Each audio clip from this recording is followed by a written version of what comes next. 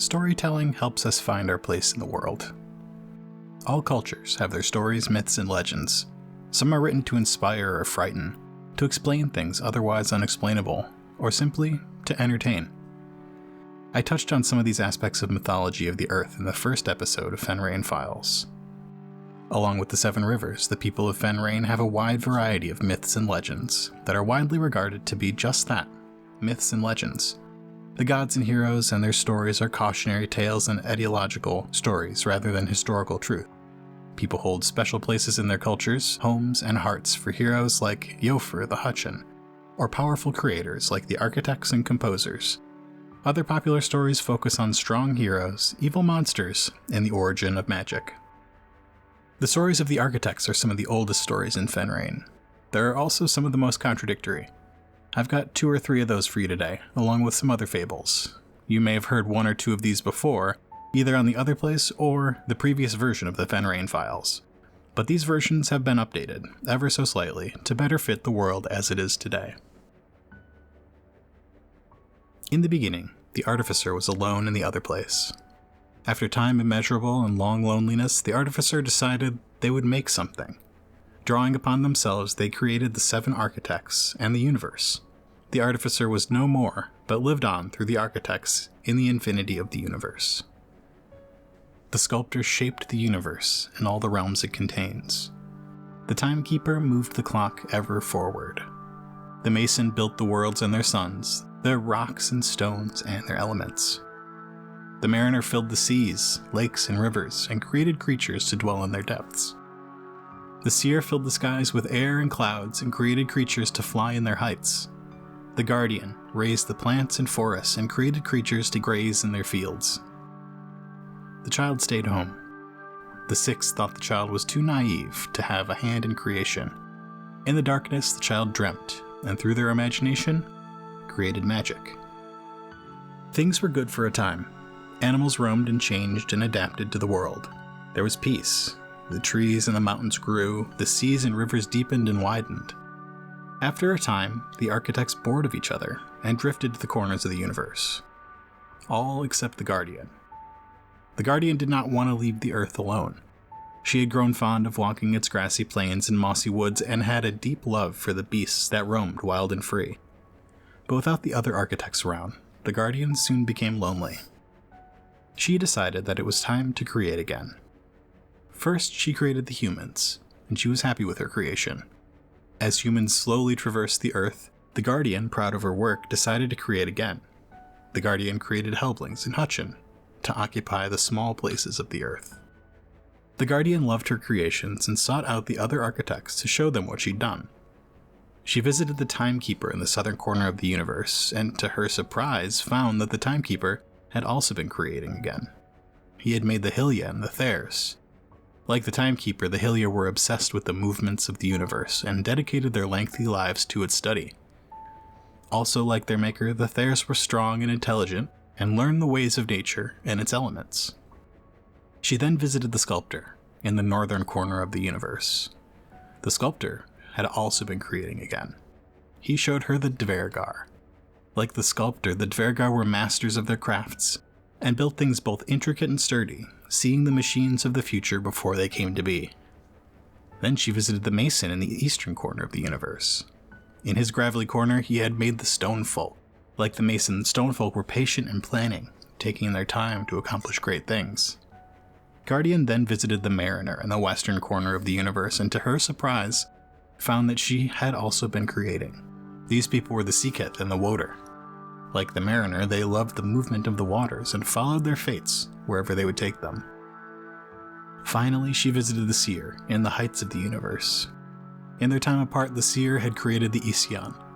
Like the Seer, they loved the skies, pushing themselves to fly higher and higher. The architects decided that their creations would be better off if they dwelt together, so that they may learn from each other and create like their creators have. So they brought them all to Earth. Happy to have something in common again, the architects continued to create, making more and more beings to inhabit their universe. While the rest of the architects were enjoying their time on Earth, the child slept. Their dreams grew sinister as they slumbered in the darkness at the bottom of the universe. They dreamt of their siblings wandering the worlds above, and they feared they might sleep forever. And from these dreams, the others emerged. One for every architect, their mirrors. The forger, who thrived in the void between worlds. The finder, who reached back through the ages. The ruiner, who ended planets and suns. The deepener, who brought darkness and danger to the depths. The minder, who filled the skies and voids with turbulence. The eater, who devoured all in their path. And the molder, who was the only one of their siblings with the power of creation. The others seethed in the darkness at the bottom of the universe for a time, before climbing up to meet their matches. They tore through the universe like wolves, undoing the things the architects had done, destroying their creations. The architects met at the center point of the universe to discuss what must be done about the others. 5 of the architects agreed that the others must be put away, and they chose the Otherplace as their prison. But the Guardian knew that the only end for them was to seek out their source and destroy it. The Guardian would end the child. The rest of the architects tried to stop the Guardian, but none could bar her from her mission. The Guardian sought out the child, delving into the depths of the universe. She waded through the depths until she found the sleeping child, and in her horrible act, the Guardian created death, where the child still dwells to this day. Returning to the surface, the Guardian found a pitched battle. The others, in their malice and cleverness, were changing the face of the universe, and the architects were struggling to keep up. As the Guardian joined the fray, the 6 joined together to tear a seam in the universe. There was only one way to end it all. They must forgo their homes in order to get rid of the others. The architects traveled to the corners of the universe to grapple their twins. One by one, they traveled to the Otherplace. In the southern corner of the universe, the Timekeeper wrestled the Finder into the Otherplace. In the northern corner, the Sculptor pulled the Forger into the Otherplace. In the eastern corner, the Mason tugged the Ruiner into the Otherplace. In the western corner, the Mariner sunk with the Deepener into the Otherplace. In the heights of the universe, the Seer wrangled the Minder into the Otherplace. And on the Earth, near the center of the universe, the Guardian seized the Eater, taking them into the Otherplace. And the universe was quiet. The people were left to tend to the Earth and to each other, knowing life and knowing death, living with magic, dwelling in peace, and thriving on their small planet. But deep down, in the seething depths of the universe, the Molder bides his time.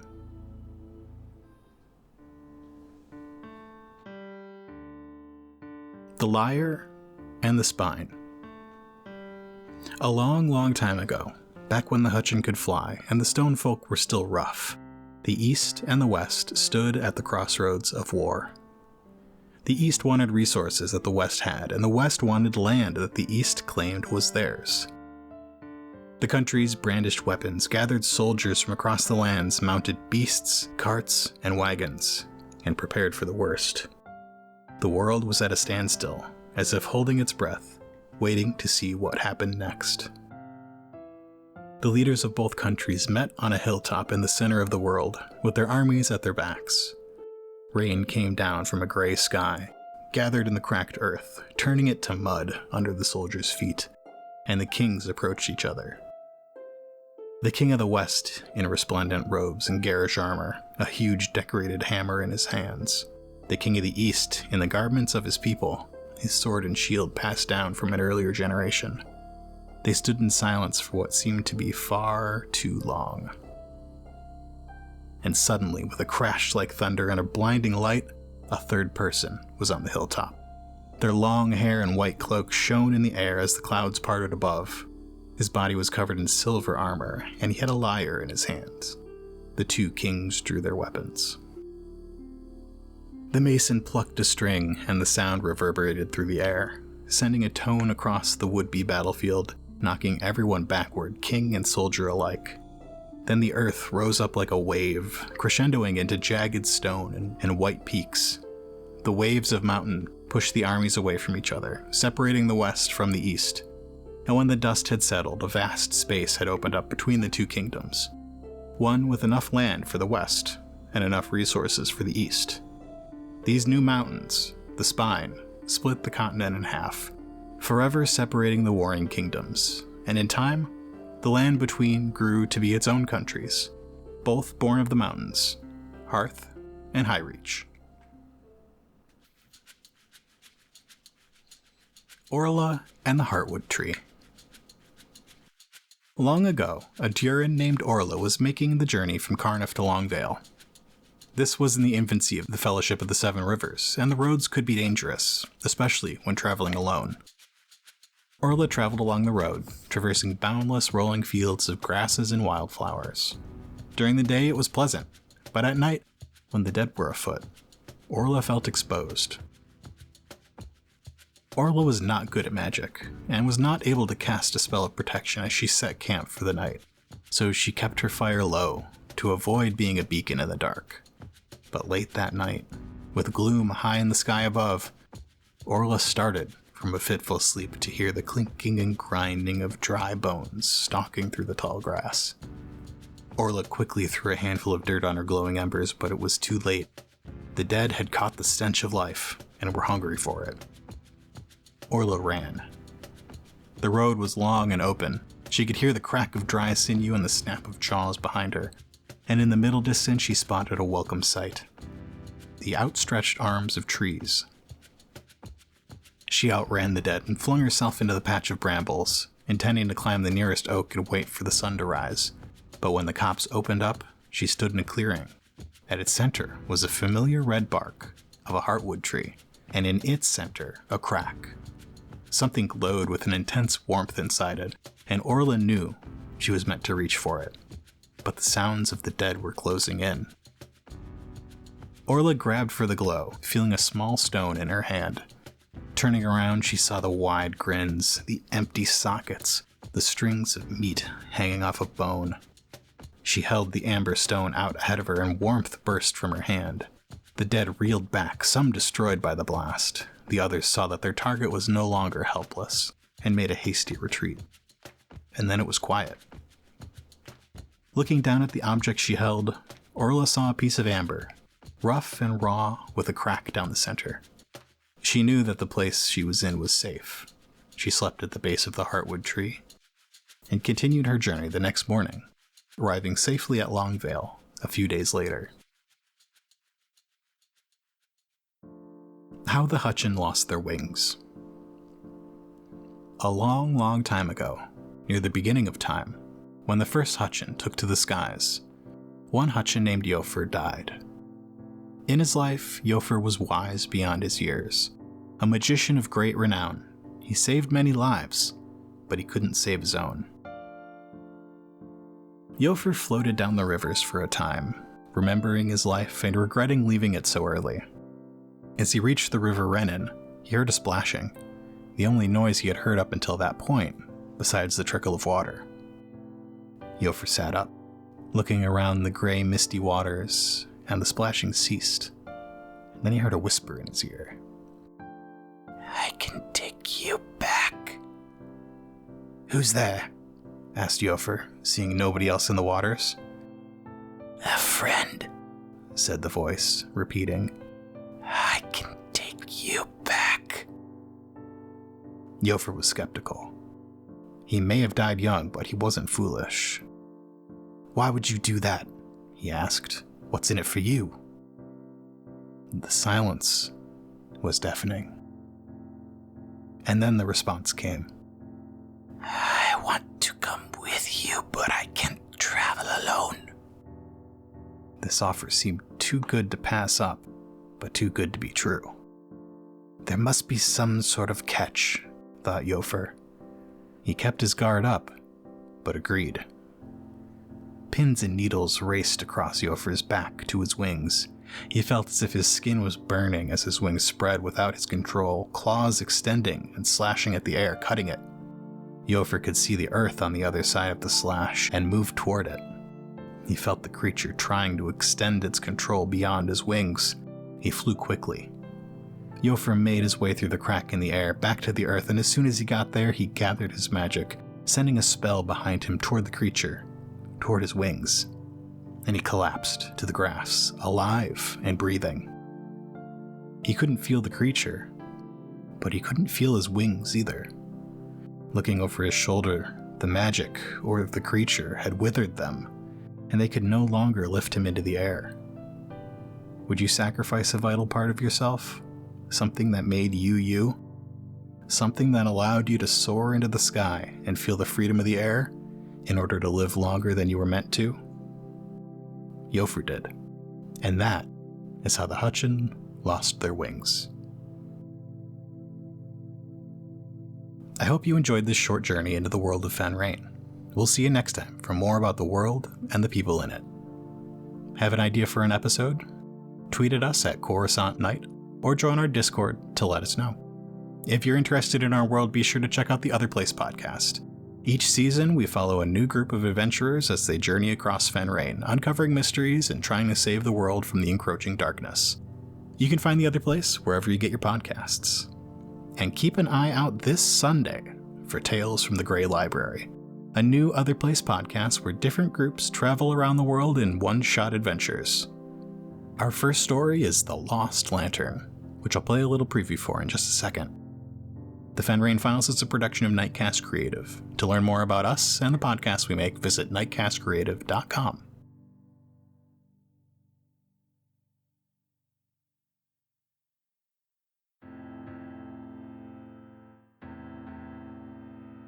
Hello, and welcome to the Grey Library.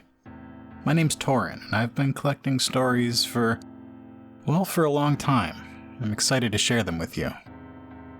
Our first story follows adventurers Ivo and Lila as they search for a missing magical lantern and uncover a conspiracy that has secretly plagued the city of Greenfield for a century.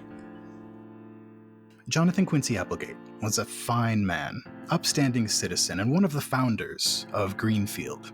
For almost 90 years, his lantern has lit this great city of ours and the countryside beyond, keeping the dead at bay. About a year ago, it went missing. That's a long time. This is a long time. I'm surprised not everybody in this town's already dead. Well, I've got my sword and I've got my shield. I can use some of these iron shavings and toss them up into the air, but when the magic happens, it's because he's doing the thing that soldiers would do. He beats his sword on his shield and makes like a noise, and he just says, let there be light. And the shavings help form this magma ball that he's working with. And great. But I want the noise to be a part of the casting. Yeah, so maybe toss these shavings in the air in front of your shield, and as you bang your sword against your shield, the vibrations of it, you see the shavings sort of pulse and pulse. Yes. And pulse a third time, and each time they heat and grow and heat and grow.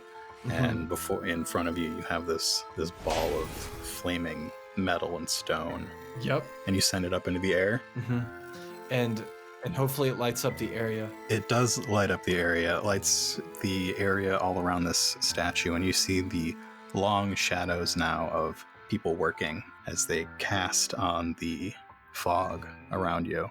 And you saw that as you were hitting your shield with your sword, you were getting some sideways glances from some of these people. I figured. And Logan knows it's not a good decision. Logan knows it's not necessarily the noise that's not a good decision. It's the similarity of using sound to make magic that necromancers. Oh, dang it. A little bell dings above the door as you head in, and you see rows and rows of cases with bones and knives and other paraphernalia in them. Very, just like treasures and stuff.